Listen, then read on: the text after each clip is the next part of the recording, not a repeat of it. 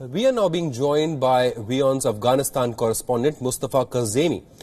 Now, Mustafa, provincial councillor of Ghor, Abdul Basir Qadri, has been quoted as saying that the city is in a military situation now. There are tanks on the roads. These were disturbing visuals that we were playing on our screens for our viewers.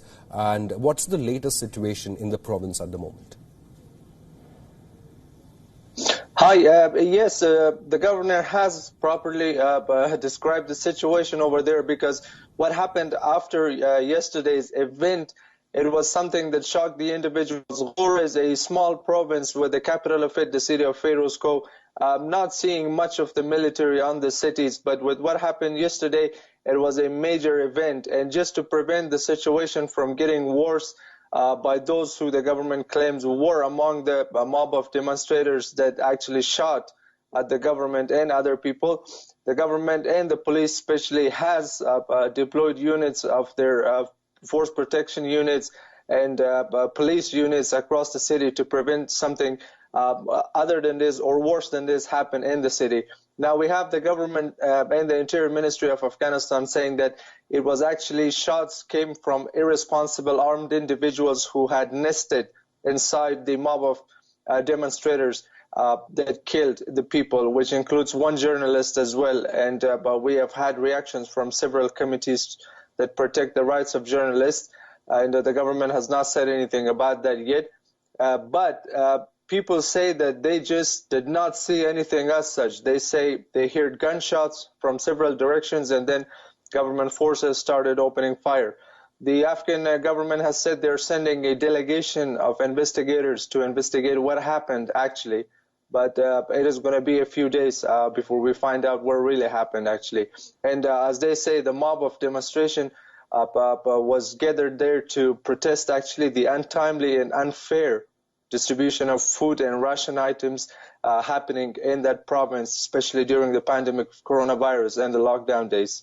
Absolutely, Mustafa. It's a really sad situation, isn't it? Not just in Afghanistan, but all over the world. There is shortage of food. People are losing their jobs by record margins. And the situation is no different in Afghanistan, a country that has been war-torn for decades now. You know, people from both sides have lost their lives, even the protesters and the police force. Policemen also lost their lives, including a journalist like you're mentioning as well. Really sad situation. What's the latest as far as Afghanistan's fight against this pandemic is concerned? How many are infected and what's the death toll? Recent figures shared with us by the health ministry is just over 4,000, and it's been just 24 hours that we are still waiting to see what is the new figure saying.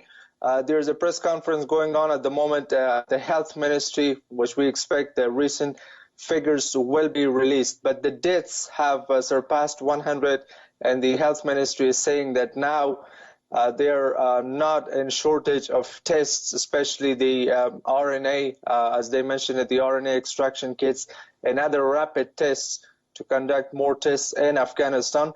But as we speak to the health analysts and other medical analysts, they say that the problem still remains that the Afghan government health system is so weak that we are testing no more than a few hundred samples. For example, in the past week, the top number of suspected individuals tested was 700.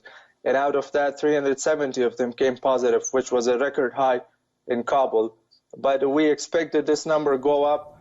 Citizens do complain, but the government just keeps telling that we are trying to increase our figures. But the health analysts tell us that the positive number of COVID-19 patients, the actual figure is far more than 4,000 or 5,000, just as the government said. Absolutely. Mustafa, thank you so much for joining us on this broadcast. And it's seriously a very serious situation that Afghanistan is facing at the moment. Now, today is day 4 of India's massive repatriation mission, INS Jalashwa, with 698 Indian nationals from Maldives arrived at the Kochi port a short while back. These are visuals of the Navy vessel nearing the Kochi port with almost 700 passengers on board.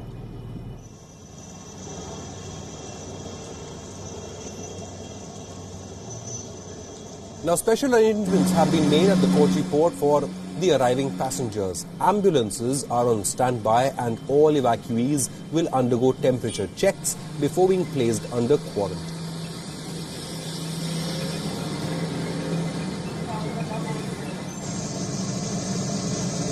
As you can see on your screens, passengers have started disembarking from the vessel. They will now undergo health checks and a 14-day mandatory quarantine.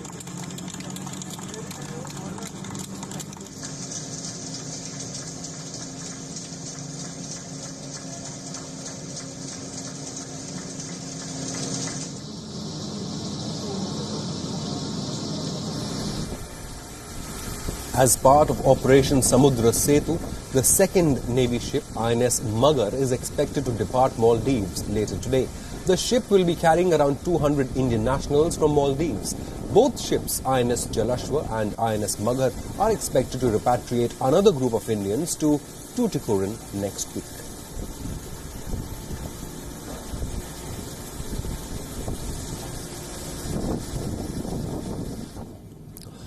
The passengers will be first taken to the Malé airport for immigration and other formalities, following which they will board the Indian Navy vessel.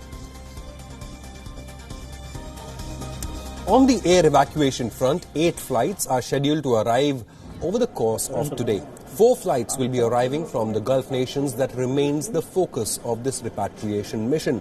2 flights from Doha will be landing in Kerala, and 1 flight each from Kuwait and Riyadh as well. 2 flights are also scheduled to arrive in Delhi and Mumbai from London.